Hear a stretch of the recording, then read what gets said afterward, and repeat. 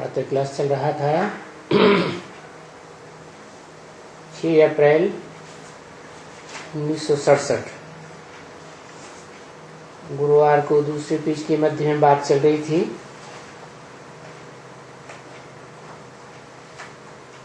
कि तुम बच्चे चाहो तो शांति धाम के मालिक बन सकते हो, चाहो तो सुख धाम के मालिक बन सकते हो, चाहे तो दोनों के मालिक बन सकते हो।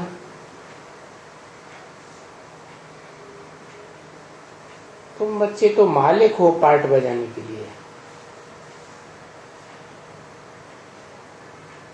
अभी घर छोड़ करके यहाँ आते हो पार्ट बजाने के लिए।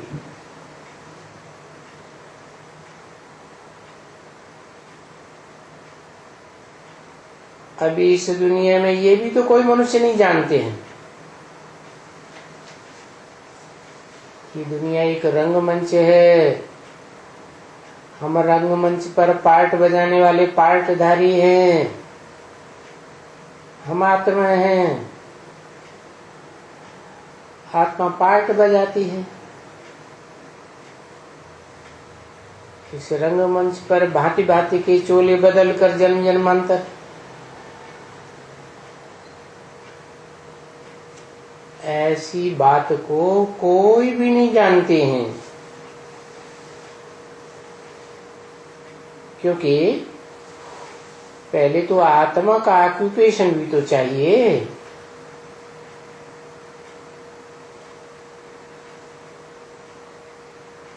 बच्ची, आत्मा कैसी है?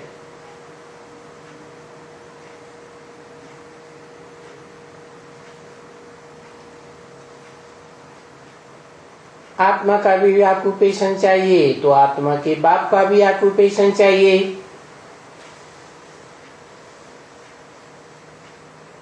तो मुख्य पहली बात है ये रियलाइज करना आत्मा को।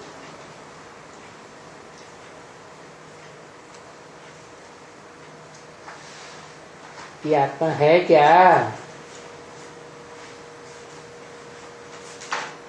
तो तुमको आगे कोई मालूम था कि हमारी आत्मा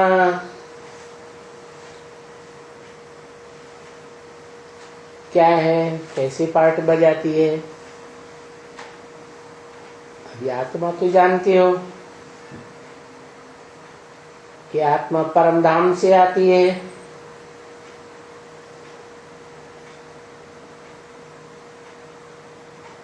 परम धाम का मतलब ही है परे ते परे धाम, ऊंचे ते ऊंचा धाम, जहाँ ऊंचे ते ऊंचे बाप रहता है। बाप का घर है ना।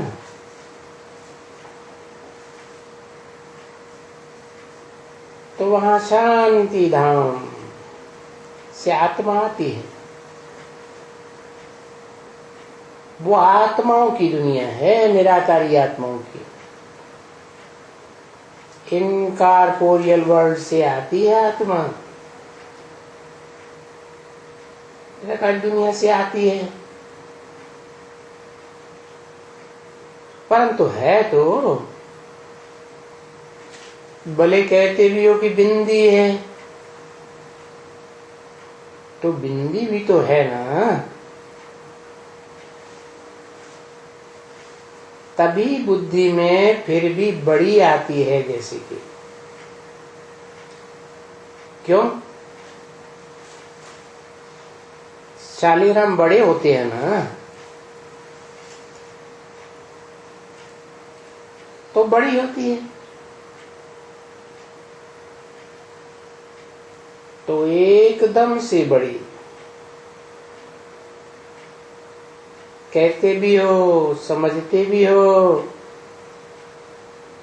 कि आत्मा स्टार है। बिंदी के समान बहुत छोटी है, बहुत सूक्ष्म। फिर भी जब मंदिरों में जाकर के शालिग्राम को देखते हो तो तुम्हारी बुद्धि में आता है कि शायद आत्मा अंगुष्ठा मिसल हो। जैसे शालिग्राम भी अंगुष्ठा मिसल होते हैं। तो वो चीज देखी जाती है ना।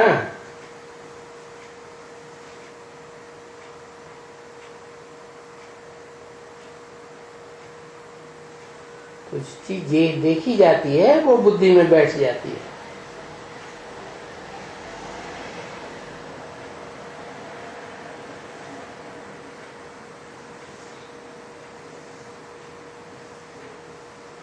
क्या बुद्धि में बैठ जाती है कि आत्मा शालिग्राम है।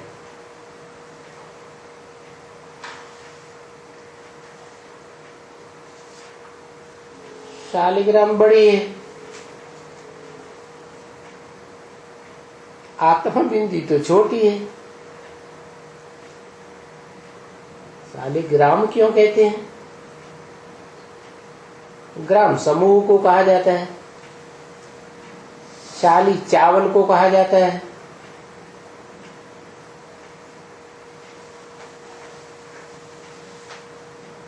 चावल जैसी आत्मा जिसका देवान का छिलका उतर गया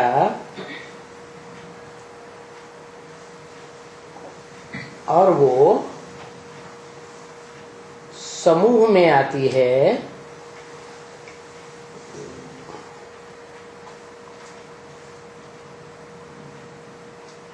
तो एक दूसरे का संग का रंग लगता है, बड़ा देहवान का रूप धारण कर लेती। तो देखो बैठ जाती है ना बुद्धि में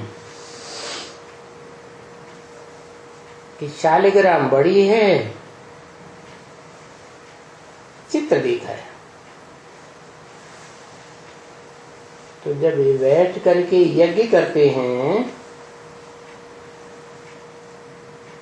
तो भी वो शालिग्राम जितने बड़े बनाते हैं आत्मा को।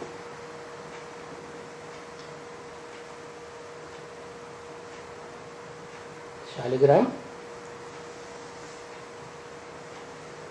काहे के बनाते? मिट्टी के बनाते। माने देह अभिमान की मिट्टी में संग के रंग में आते आते बिंदी से बढ़ करके बड़े हो गए।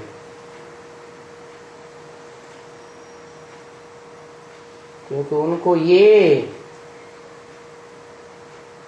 मालूम होते हुए, देखो बुद्धि कैसी होती है,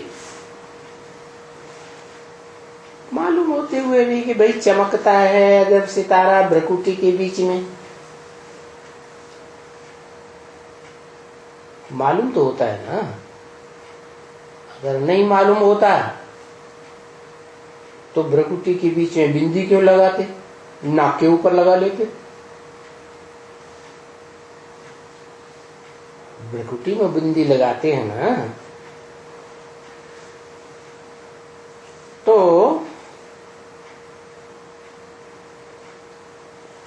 आत्मा इतनी छोटी है कि इन आंखों से देखी भी नहीं जा सकती।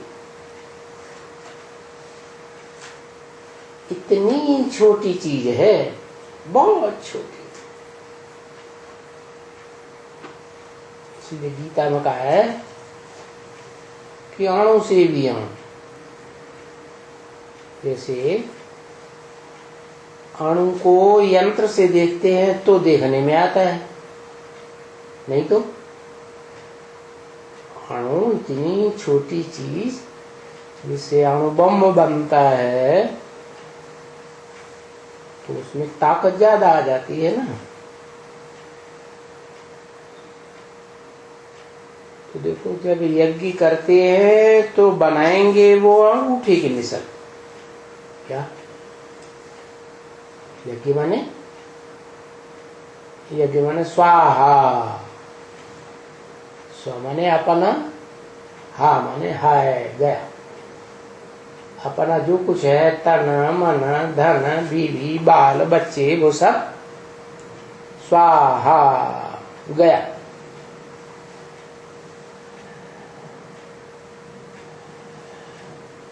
तो देखो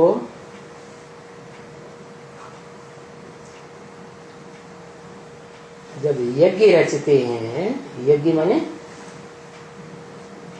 स्वाहा करते हैं ना, यज्ञ माने अर्पण करना, त्याग करना।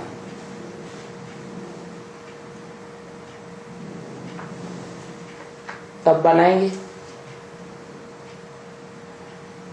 अंगुष्ठे में सब,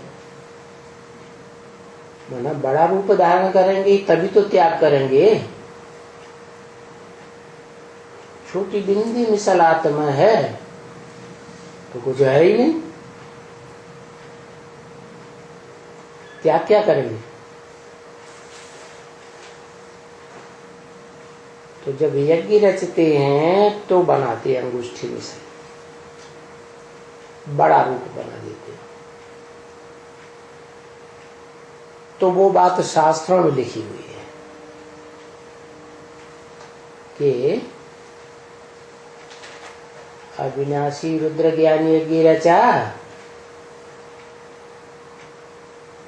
तो उसमें उस यज्ञ में सारी दुनिया स्वाहा। अभी देखो शास्त्र में लिखा हुआ भी कहते हैं, मुख से भी फिर कहते हैं कि स्टार है, सितारा है।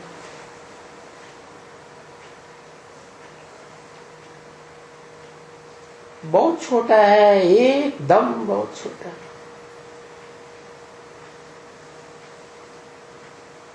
जिस आत्मा को, स्टार को दिव्य दृष्टि बगैर देखा ही नहीं जा सकता,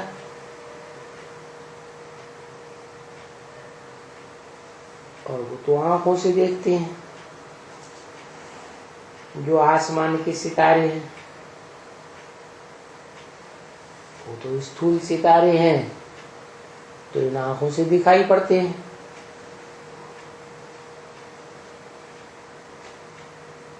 और वो जो यज्ञ में बनाते हैं शालिग्राम, वो भी आंखों से देखते हैं, बनाते हैं ना, है देह अभिमान की मिट्टी से बनाए गए, उनकी पूजा करते हैं, है ना। छोटे रूप की पूजा नहीं कर सकते, लेकिन जब वो बड़ा रूप धारण करते हैं तो उनकी पूजा करते हैं।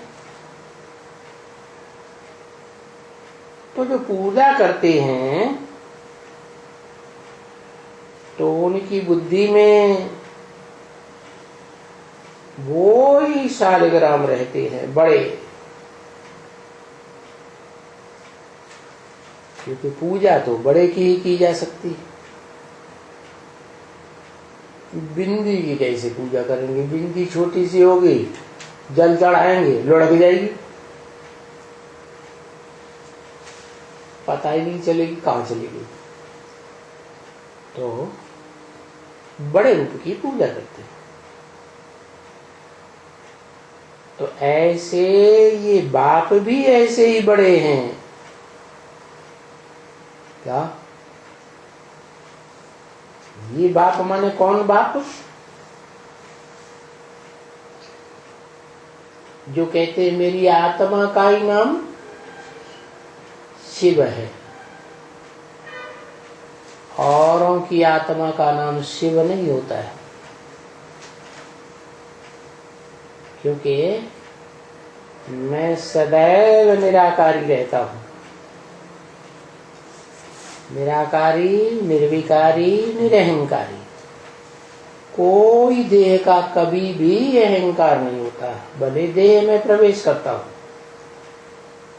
फिर भी जिस देह में प्रवेश करता हूं मेरी आत्मा को कोई अहंकार नहीं होता कि मैं इस देह का स्वामी हूं और मैं विश्व का मालिक हूं। ऐसा कोई अहंकार नहीं रहता। कौन? ये बाप। ये बाप माने कौन बाप? ज्योति बिंदु शिव। ये भी कहते हैं कि मैं हूं तो बहुत सूक्ष्म ज्योति बिंदु, फिर शरीर में प्रवेश करता हूं तो बड़ा हूं। जैसे सालग्राम बड़े, ऐसे मैं भी बड़ा, फिर उनसे भी बड़े। उनसे भी बड़े कौन है? उनसे भी बड़े कौन? मैं प्रवेश करता हूं तो बड़ा लिंग रूप बनाते हैं, उसकी पूजा करते हैं। फिर उनसे भी बड़े माना कौन?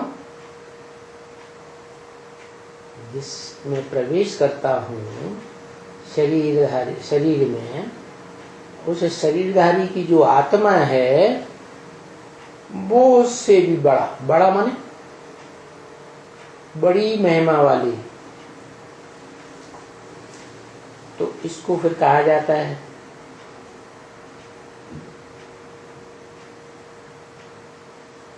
अज्ञान।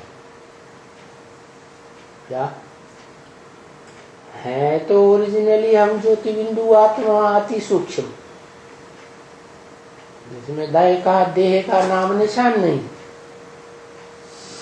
फिर समझ लेते हैं हम बड़े हैं, तो ये हुआ अज्ञान। सारा अज्ञान। बाप कहते हैं देखो ये अज्ञान है ना बच्ची। क्या कि हम ओरिजिनल हैं? क्या? अति सूक्ष्म ज्योति बिंदु आत्मा। फिर समझते हैं क्या देह अहंकार में आकर के? मैं राजा हूं, मैं मिनिस्टर हूं, मैं राष्ट्रपति हूं, मैं बड़ा अधिकारी हूं।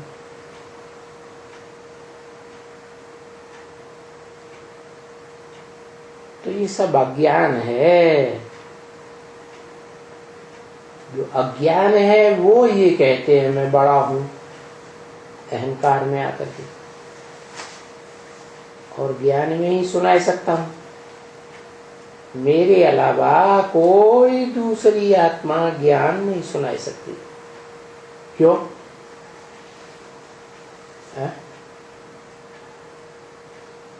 जिसमें प्रवेश करता हूं वो ज्ञान नहीं सुना सकती आत्मा।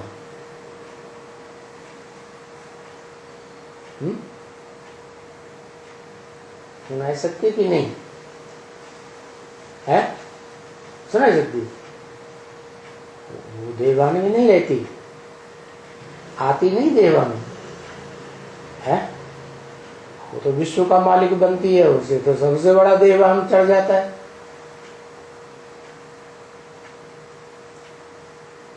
तो जो देह के भान में रहता है वो तो अज्ञानी है। अपने असली स्वरूप को क्या हुआ? भूल गया, तो अज्ञानी हुआ। मैं ज्ञान सुना सकता हूं, मैं अज्ञानी कभी नहीं बनता। सदा शिव कहा जाता है, सदा कल्याणकारी। जो देवान आता है तो अकल्याणकारी बनते हैं। क्या?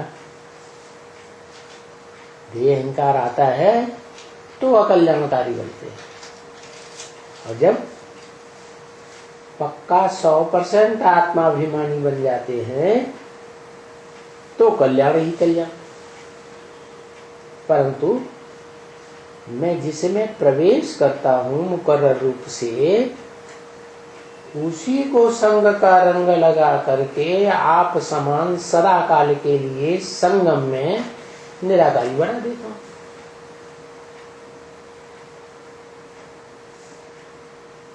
कब तक के लिए है?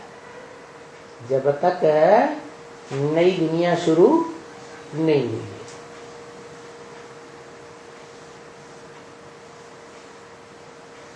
तो मेरे सिवाय और कोई को ज्ञान का पता नहीं। ज्ञान माने जानकारी, काय की जानकारी? सच्चाई की जानकारी। इसे सृष्टि की सच्चाई क्या है? इसे सृष्टि का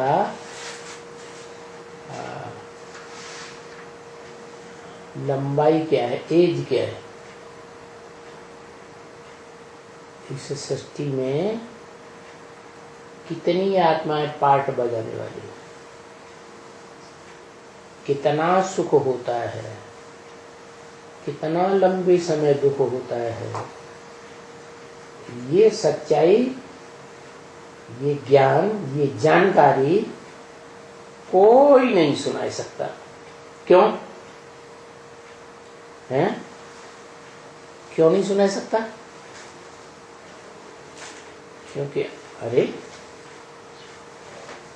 क्योंकि और आत्माएं सब जन्म मरण के चक्र में आने वाली है, और मैं गर्भ से जन्म लेता ही नहीं, जन्म मरण के चक्र में आता ही नहीं,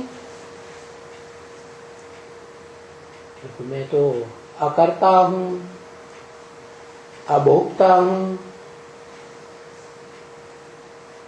बाकी सब आत्माएं भोगी है। तो जो भोगी आत्माएं हैं वो जन्म मरण के चक्र में आती, तो वो सब भूल जाती। और मैं नहीं भूलता कुछ भी। मुझे सारा सत्य का ज्ञान है। दूसरों को कोई को मालूम ही नहीं है कि सत्य क्या है, मैं कौन हूं, मेरा बाप कौन है, सृष्टि क्या है, किसी को कुछ नहीं मालूम। और कोई भी ऐसे नहीं है इस मनुष्य सृष्टि में, कोई भी आत्मा ऐसे नहीं है जो तुमको सुनाई सके, समझा सके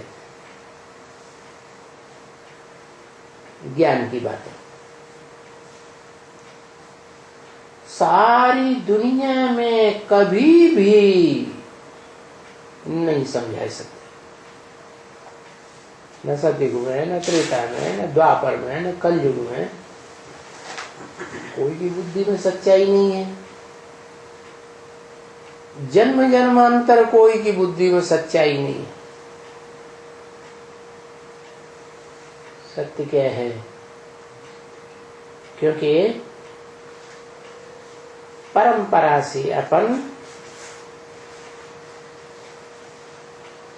जो कोई बात समझाई जाती है, तो जो परंपरा से समझाते आते हैं वो ही समझाते रहते हैं। परंपरा से शास्त्रों की बातें सुनते आए हैं तो शास्त्रों की बातें सुनाते रहते हैं। विचार भी नहीं चलता कि शास्त्र किसने बनाए हैं। जैसे धर्म पिताएं आते हैं तो क्या क्राइस्ट ने बाइबल लिखी? क्या मोहम्मद ने कुरान लिखी है? क्या गुरु नानक ने गुरु ग्रंथ साहब लिखा?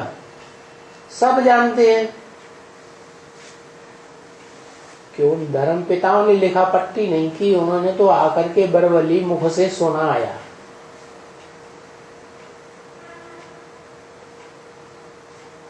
बाद वाले जो उनके पीढ़ी दर पीढ़ी शिष्य हुए, उन्होंने उनके महावाक्यों का संकलन करके लिखा और ग्रंथ का नाम दे दिया।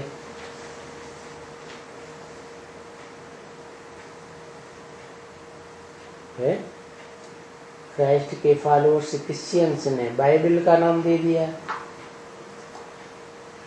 मोहम्मद के फॉलोअर्स ने कुरान का नाम दे दिया।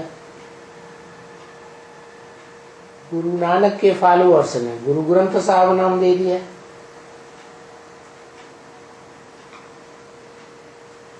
तो फिर वो शास्त्र में जो कुछ भी पढ़ते रहते हैं परंपरा से वो ही बातें सुनाते हैं। जो भी बातें समझाई जाती है दुनिया में जन्म जन्मांतर, तो वो ही समझाते आते हैं और परंपरा से समझाते आते हैं। कभी भी कोई ऐसे नहीं समझाते हैं कि आत्मा बिंदी है,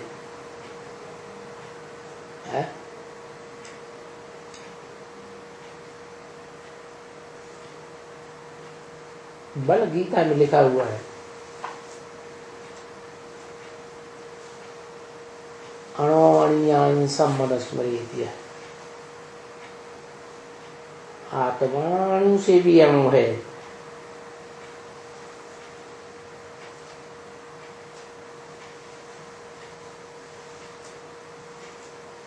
फिर भी कोई नहीं समझाते कि आत्मा बिंदी है, परमात्मा भी बिंदी है। क्या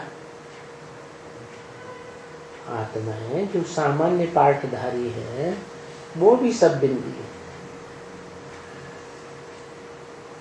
परम पार्टधारी परमात्मा भी बिंदी है, हीरो पार्टधारी। और आत्माओं का बाप, बिंदु बिंदु का बाप सुप्रीम सोल भी बिंदु है। नहीं, वो तो समझते हैं अखंड ज्योति स्वरूप है। ये नहीं समझते अखंड ज्ञान की ज्योति है, अखंड ज्ञान भरा हुआ है। इतना ज्ञान भरा हुआ है कि शास्त्रों में गायन भी कर दिया है। सारे जंगल दुनिया में जितने उनकी कलमें बनाओ और सारे समंदर की स्याही बनाओ तो भी वो ज्ञान फूटेगा नहीं।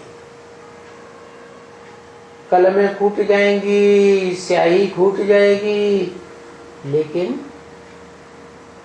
जो ईश्वर का दिया हुआ ज्ञान है वो इतना विशाल ज्ञान है कि फूट ही नहीं सकता। शास्त्रों का ज्ञान तो लिमिटेड है,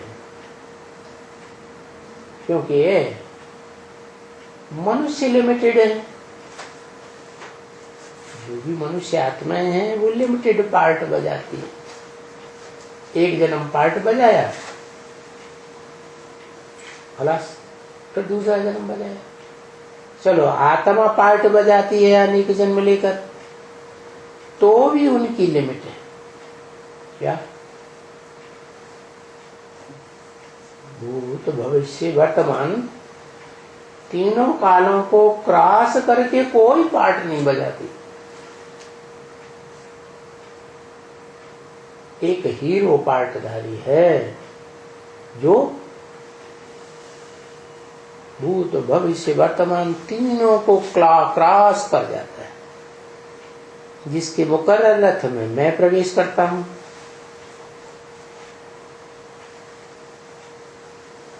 तो मैं जो ज्ञान सुनाता हूं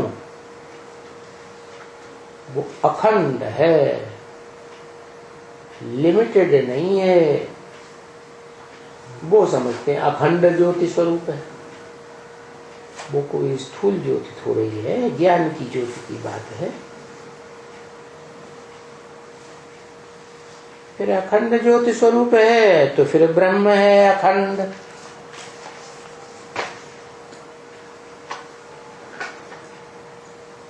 ज्योति स्वरूप अखंड ब्रह्मलोक है, जिसका कहीं आदि अंत नहीं। आकाश का आदि अंत है, पृथ्वी का आदि अंत है, जल वायु ये सब बंधे हुए हैं। तो फिर उस अखंड ज्योति स्वरूप को जो ब्रह्म है, फिर उसको ब्रह्म कह देते हैं कि वो ब्रह्म ही भगवान है। हाँ? जो रहने का स्थान है आत्माओं का, आत्माओं के बाप परम पिता का, उस स्थान को ही समझ लेते हैं यही भगवान है। शूटिंग पीरियड में ब्रह्मा को भगवान समझ लेते हैं,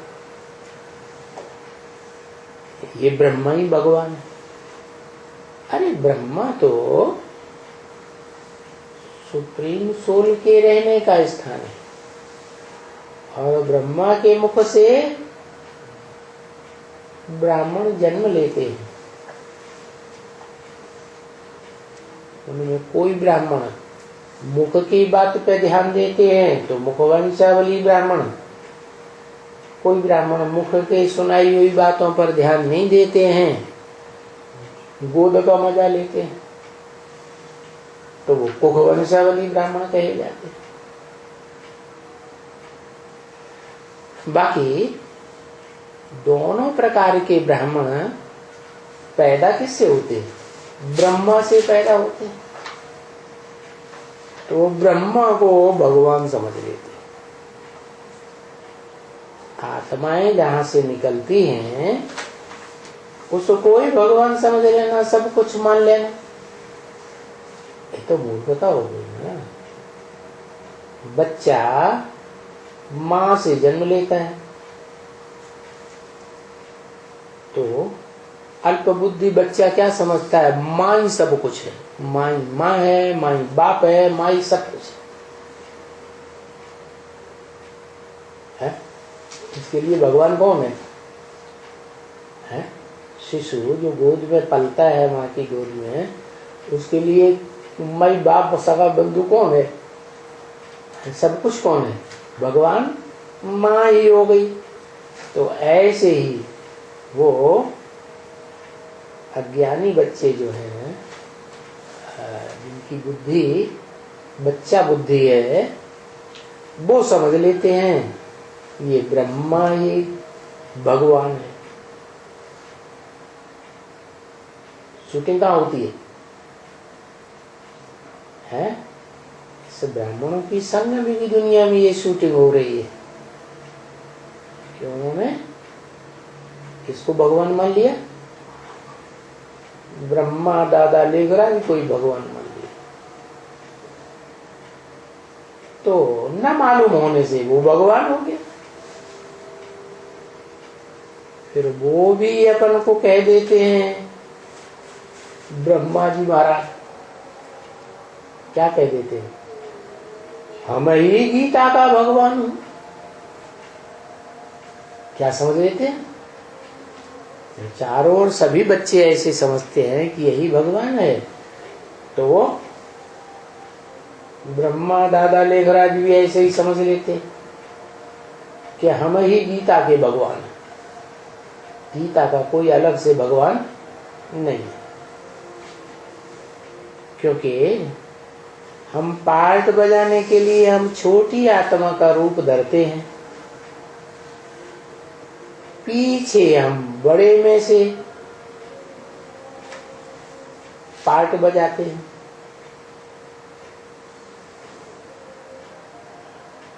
बड़े रूप में लीन हो जाते हैं, ब्रह्मलोक में लीन हो जाते हैं। तो फिर बड़े में से लीन हो जाते हैं। क्या? अब वास्तव में दादा लेखराज ब्रह्मा वो भगवान तो नहीं है। फिर समझते हैं कि बड़े में से हम लीन हो जाते हैं, तो उनसे भी कोई बड़ा ब्रह्म है या नहीं है? जिसको कहा जाता है परम ब्रह्म, परम धाम है। तो वो ब्रह्मा का भी बाप हो गया। फिर क्या वो लीन हो जाएगी आत्मा? दादा लेखराज की आत्मा क्या परम ब्रह्म में लीन हो जाती है? नहीं। हाँ, तो उनमें जो पार्ट है इतना जन्म जन्मों का भरा हुआ है, अगर लीन हो जाए तो वो पार्ट भी लीन हो जाए।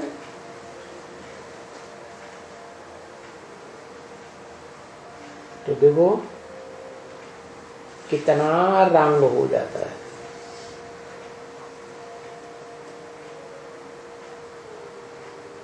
हर आत्मा का पार्ट अलग अलग, जन्म जन्मांतर का पार्ट अलग अलग। हर आत्मा जो बड़ा रूप धारण करती है शरीर के द्वारा, वो एक का चेहरा न मिले दूसरे से।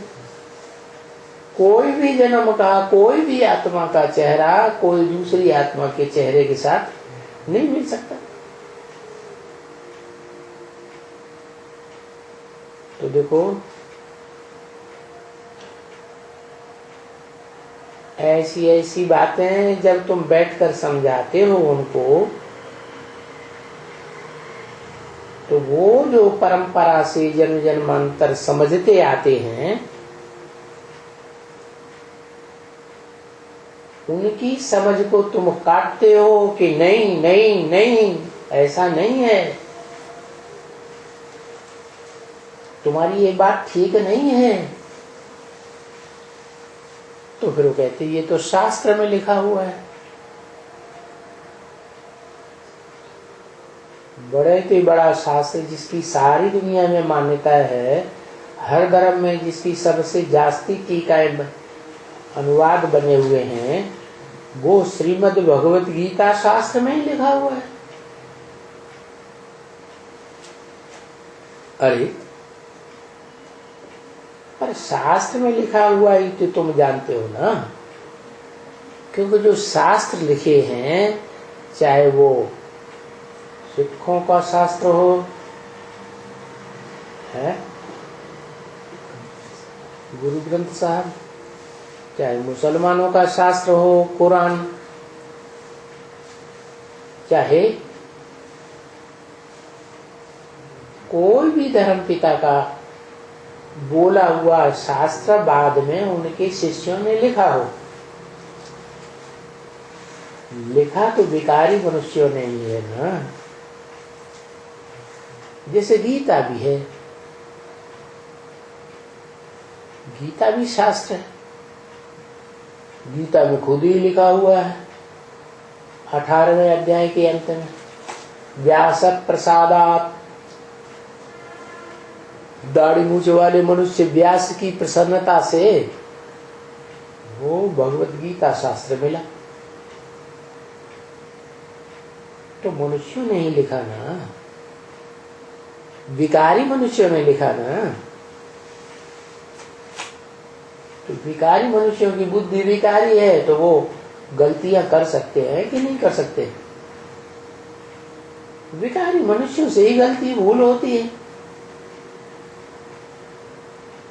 तो ऐसे बोलो कि शास्त्र मनुष्यों के लिखे हुए हैं, वैसे कोई धर्म पिताए शास्त्र लिखते नहीं हैं। ऐसे वो ऊंच ते ऊंच अव्वल नंबर का धर्म पिता, वो भी शास्त्र लिखता नहीं है। वो तो मुख से डायरेक्ट बोल बोल के सुनाता है, समझाता है, वो लिखता नहीं है। तो ये बात तुम जानते हो। हम तो अभी शास्त्रों में जो जानते थे वो तो हमने तो छोड़ दिया। क्या पहले हम भी शास्त्र पढ़ते थे, फिर हमें एहसास हो गया कि हमें तो भगवान पढ़ाते हैं साक्षात, और भगवान तो नर को नारायण जैसा देवता बनाने वाला है, मनुष्य को देवता बनाता है। तो हम भगवान का सुनाया हुआ सुने या मनुष्यों के बनाए हुए शास्त्र की बातें सुने, तो हमने तो छोड़ दिया।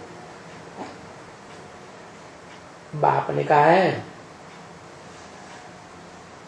कि जो शास्त्र में सुनते हो, मनुष्यों, भिखारी मनुष्यों के लिखे शास्त्र में, वो न सुनो।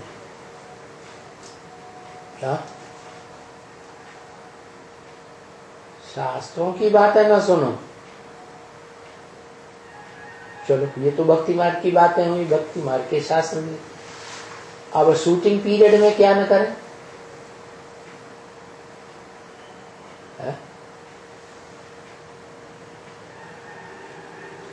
शूटिंग पीरियड में इसकी शूटिंग कैसे होती है?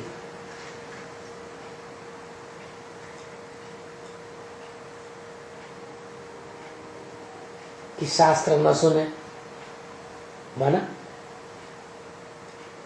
यहां सुने होंगे, शूटिंग पीरियड में रिहर्सल के टाइम पर सुने होंगे, तो ब्रॉड ड्रामा में भी सुनेंगे मनुष्यों के बनाए हुए शास्त्र।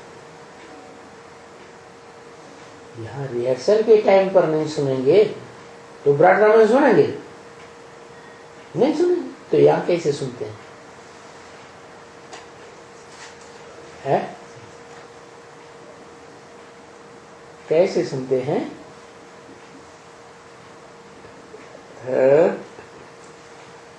हाँ, अरे जगदीश भाई के लिटरेचर तो बाद में बनते हैं, लेकिन मनुष्य तो मुरलियां छपाते आए थे। कहां से? जब से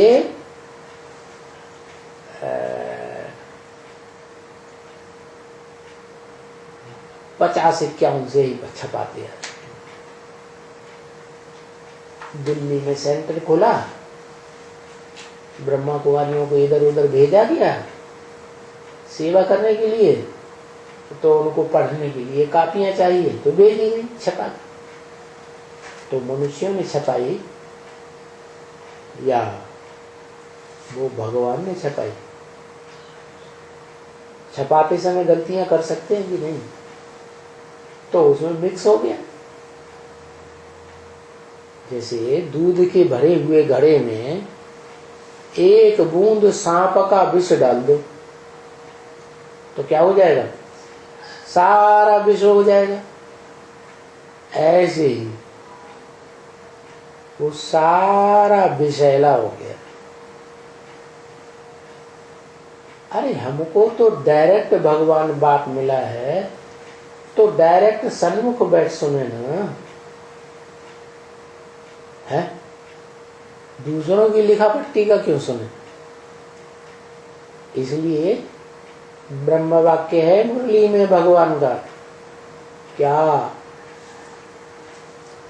है कि 3 प्रकार का ज्ञान बच्चे सुनते। अव्वल नंबर वो है ईश्वरीय ज्ञान, जो डायरेक्ट मुख के सामने बैठकर सुना जाता है। किससे? दादा लेखराज ब्रह्मा से नहीं। वो कोई ब्रह्मा भगवान नहीं है। क्यों? भगवान तो क्या करता है? नरक को क्या करता है? स्वर्ग बनाता है। दुखी दुनिया को क्या बना देता है?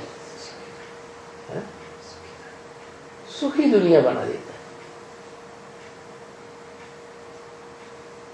और ये शास्त्रों से तो सुखी दुनिया बनी नहीं, शास्त्र पढ़ते आए और ही दुख बढ़ता चला गया। तो भगवान जो डायरेक्ट मुख से सुनाते हैं जिन बच्चों को,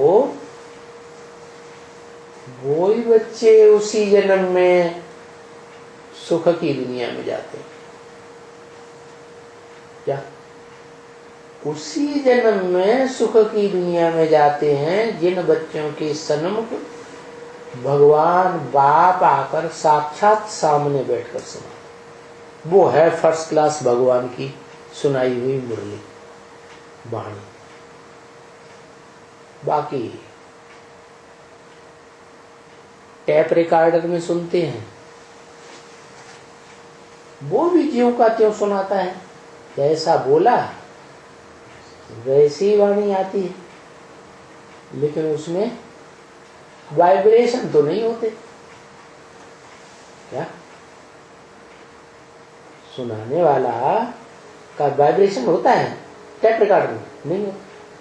सुनाने वाला सन्मुख सुनाएगा तो हाव भाव दिखाएगा ना, है? हाथ पांव चला के कुछ एक्टिंग करता है कि नहीं? वो भी नहीं होगा टैप रिकॉर्डर में। और भगवान सुनाता है तो भगवान की दृष्टि से तो सृष्टि सुधरती है, तो टैप रिकॉर्डर में वो दृष्टि भी नहीं है। कोई कहे हम टैप रिकॉर्डर से नहीं सुनते, हम तो टीवी से सुनते हैं। तो टीवी में भी जो चित्र है वो चैतन्य है या जड़ है? जड़ चित्र है। उसकी दृष्टि से सृष्टि कैसे सुधरेगी? तो क्यों का क्यों सुनाता है टैप रिकॉर्डर, टीवी भी। तो सेकंड क्लास तो कह सकते हैं, है? लेकिन वो बात नहीं है जो डायरेक्ट सुनते हैं।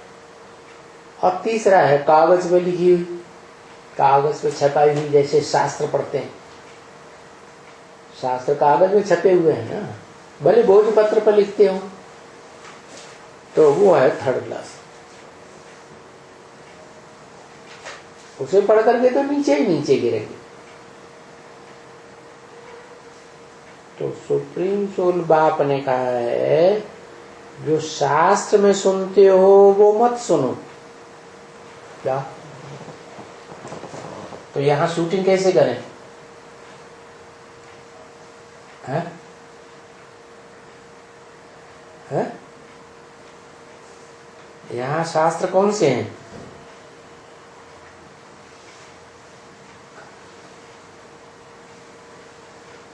जो ब्राह्मणों ने किताबें लिखी हैं, छपाई हैं, वही शास्त्र है, कोई और भी शास्त्र है?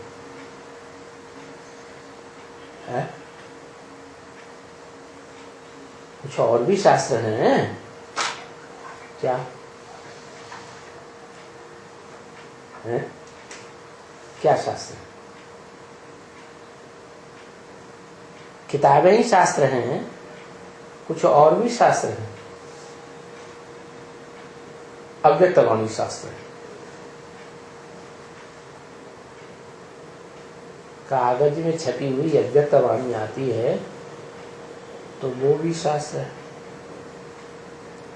क्योंकि ब्रह्मा के मुख से बोली गई है।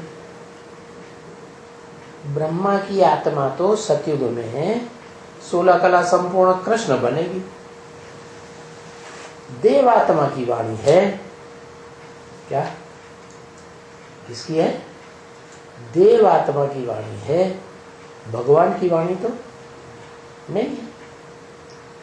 एक भगवान की वाणी सारी दुनिया का जब भगवान डायरेक्ट मुख से सन्मुख सुनाता है तो कल्याण करती है।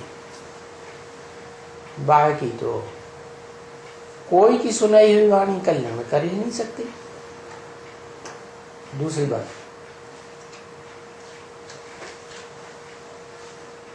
ब्राह्मणों की छपाई गई पुस्तक है अव्यक्तवाणी,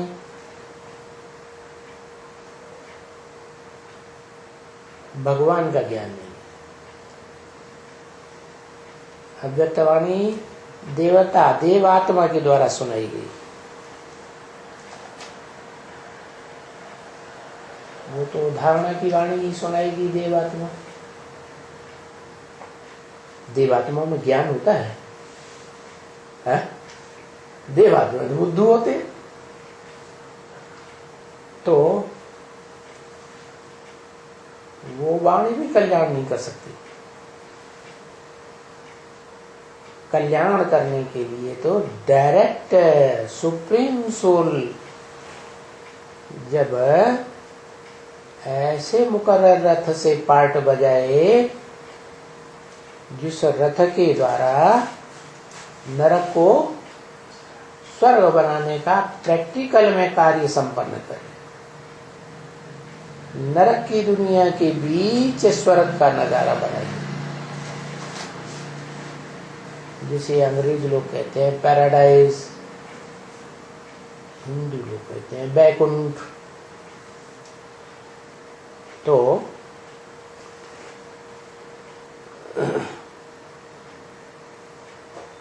शास्त्रों में जो है उसको सुनने समझने से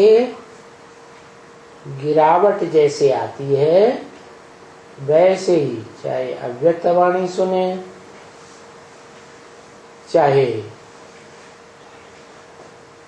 गुलजार दादी के सामने बैठ के सुने, तो भी वो ज्ञान की वाणी, ईश्वरीय ज्ञान की वाणी नहीं है। ज्ञान जिसे कहते हैं जानकारी सच्चाई की। तो फिर क्या करें? हैं? शास्त्र नहीं पढ़ना है, शास्त्र से दुर्गति होती है, तो हम सन्मुख ही भगवान को पहचाने कि इस सृष्टि में भगवान कौन से एक मुकर्रर रथ में आकर के पार्ट बजाता है। सर्वव्यापी तो नहीं हो सकता, वो तो एक व्यापी बन करके आता है, तब ही उसे याद किया जा सकता है। अगर सर्व में व्यापक होकर के आए तो बुद्धि भटक जाएगी कि एकाग्र होगी? भटक जाएगी।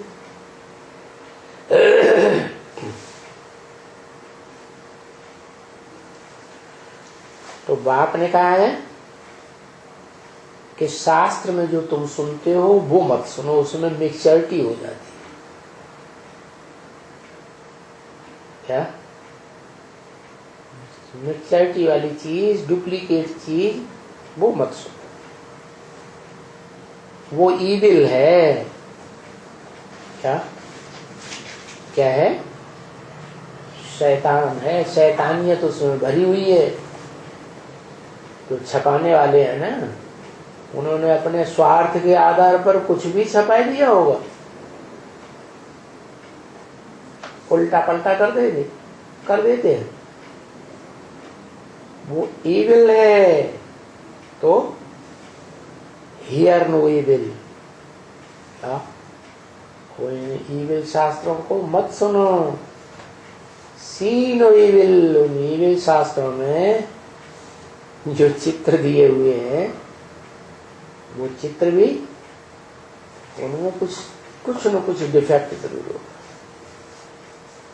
तो भगवान आकर के जो साक्षात्कार से चित्र तैयार कराते हैं, उनको भले देखो। ये बातें जो चित्र बनाते हैं शास्त्रों में, कागज पे प्रिंट कराते हैं, पुस्तकें बनाते हैं, ग्रंथ बनाते हैं, ये सब भक्ति मार्ग की चीज है। मानो ब्रॉड ड्रामा में 2500 साल भक्ति चलती है, तो यहाँ शूटिंग होती है या नहीं होती है? हैं?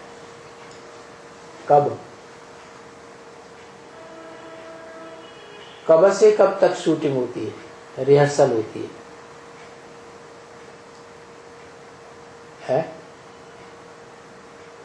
अरे कोई टाइम रिहर्सल का है या नहीं? भक्ति मार्ग की शूटिंग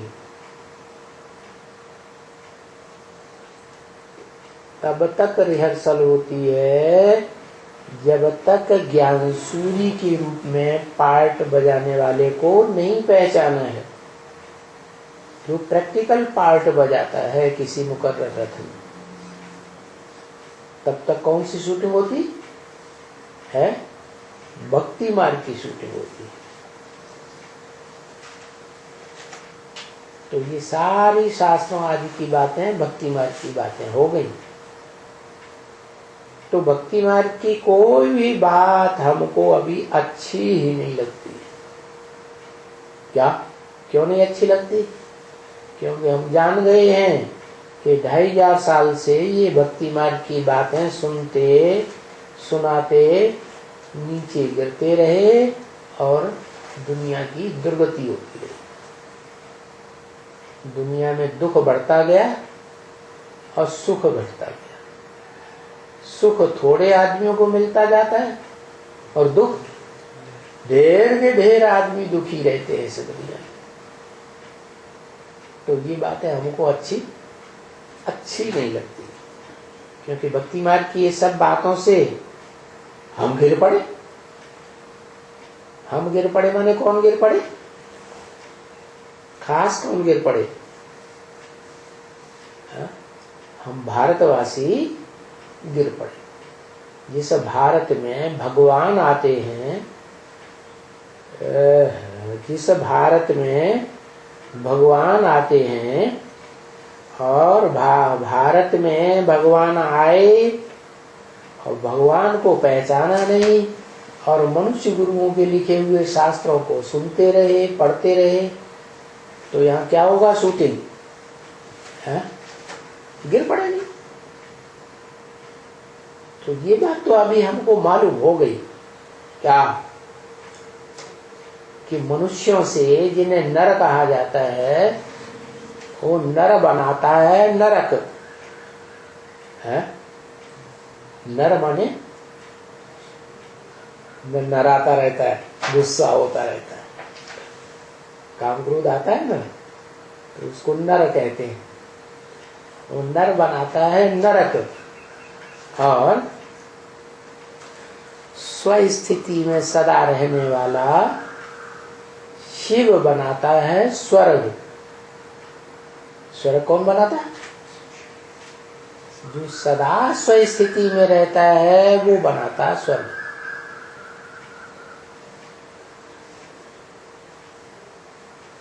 साकार में आकर स्वस्थिति में रहता है तो बनाने वाला करता हुआ। अगर साकार में नहीं आया है, वो आत्मा तो है, तो करता है कि अकर्ता? क्या कहेंगे?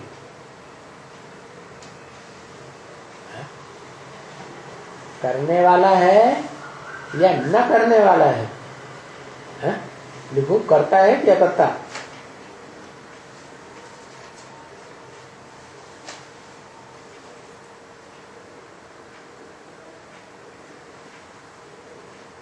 हाँ, ऊपर है, परमधाम में है, आत्मलोक में है तो अकर्ता। साकार सृष्टि में आया, मुकर्रर रथ में आया और आ करके जैसे बच्चा संसार में प्रत्यक्षता रूपी जन्म लेता है, तो वो इस संसार में आकर के प्रत्यक्षता रूपी जन्म लेता है, जिसकी यादगार महाशिवरात्रि मनाते हैं। तो फिर वो करता है, क्या करता है? नरक को स्वर्ग बनाए देता है। तो ये बातें अभी हमको मालूम हो गई कि भक्ति एक अलग चीज है, वो गिराने की सीढ़ी है। क्या? भक्ति में बुद्धि भटकती रहती है, भागती रहती है, इसलिए उसका नाम रख दिया भक्ति। एक जगह स्थिर नहीं होती, टिकती नहीं है मन बुद्धि। और ज्ञान में हमें पता पड़ गया क्या? बुद्धि को, मन को कहाँ टिकाना है? अनेकों में टिकाना है या एक में टिकाना है? एक को याद करना है या अनेकों को याद करना? लक्ष्मी नारायण दोनों को याद करें तो नहीं चलेगा, है? नहीं चलेगा। यहां हमको पता पड़ता है कि साकार में जो साकार मुकर्रर रथ है, उस मुकर्रर रथ में आए हुए निराकार को याद करना है। क्या साकार को याद करना है? नहीं, सिर्फ निराकार को याद करना है? हाँ? नहीं, क्यों? धर्मपिता निराकार को याद नहीं करते? फिर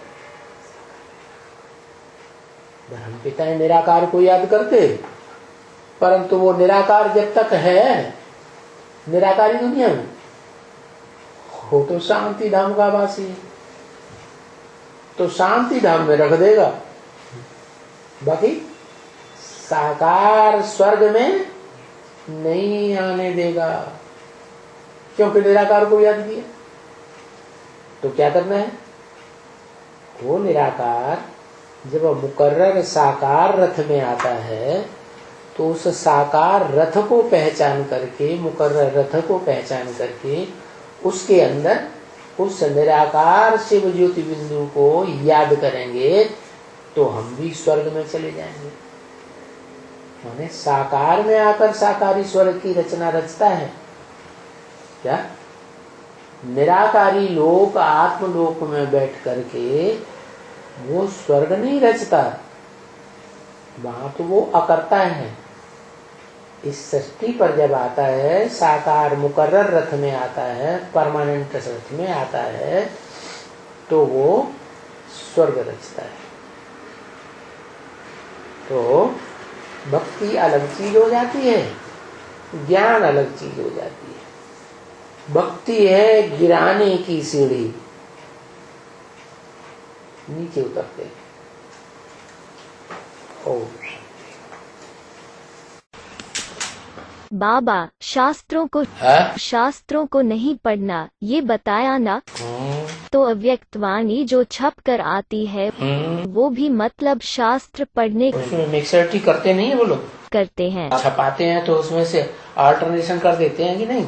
ढेर सारे कर देते हैं। फिर तो बाबा जो क्लैरिफिकेशन देते हैं वो सुनना है, ना कि जो छाप कर आती है वो पढ़ना है। तो छप के आती है वो पढ़ो, कौन मना करता है?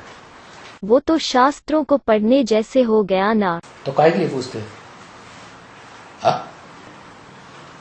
एडवांस में लिटरेचर जो छपते हैं, एडवांस में लिटरेचर जो छपते हैं, उसमें मिक्सर्टी कर सकते हैं, वो शास्त्र नहीं हो गया? तो क्या करना है? सन्मुख सुनना फर्स्ट क्लास, टैप रिकॉर्डर से सुनना सेकंड क्लास, और कागज से सुनना पढ़ना और थर्ड क्लास। तो थर्ड क्लास दुनिया भक्ति मार्ग में जाना हो तो जब सेकंड क्लास स्वर्ग में आना हो कृष्ण जैसी आत्माओं की तरह तो जब, और फर्स्ट क्लास में आना हो नरक की दुनिया के बीच स्वर्ग स्वर्णिम संगम युग में, इसी जन्म में जाना चाहते हो स्वर्ग में, तो क्या करो? सन्मुख एक से सुनो, पहचान गए। ऐसे नहीं आज पहचाना और कल परीक्षा हुई, बस डब्बा को हमारा घर खाली करो, भागो यहाँ से। हमें ऐसे ज्ञान बयान में नहीं चलना। बाहर में जाए मुकर्रर रथ।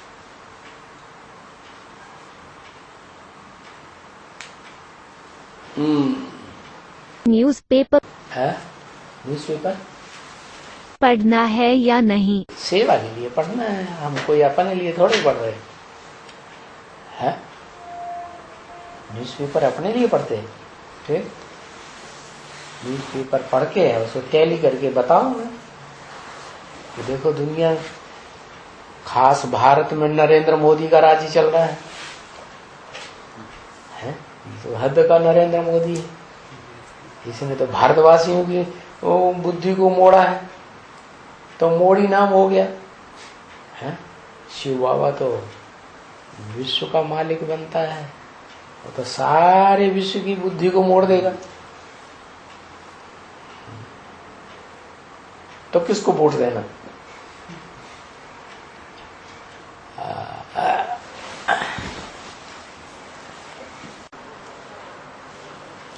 दंगादोरी की उर्दू। वाह वाह भैया, बहुत बढ़िया बात बताई। खिचड़ी खाओ, इनकी जाके खिचड़ी खाओ, दंगादोरी छोड़ दो। मौका निकालो सन्मुख सुनने का।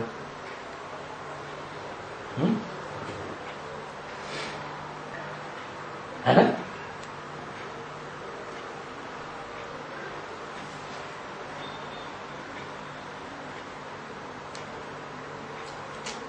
सबको कहा, सबको कैसे मिलेगा सुनने के लिए सन्मुख? कोई देखने वाला। माना अंत में 4.5 लाख एक ही जगह बैठकर सुनेंगे। 4.5 लाख, 500, 550, 700, 750 करोड़ को भी सुनना पड़ेगा। सन्मुख नहीं मिलेगा तो टीवी में बैठ करके सुनेंगे। सेकंड क्लास तो माल मिले, डायरेक्ट लाइव आ जाएगा। हाँ।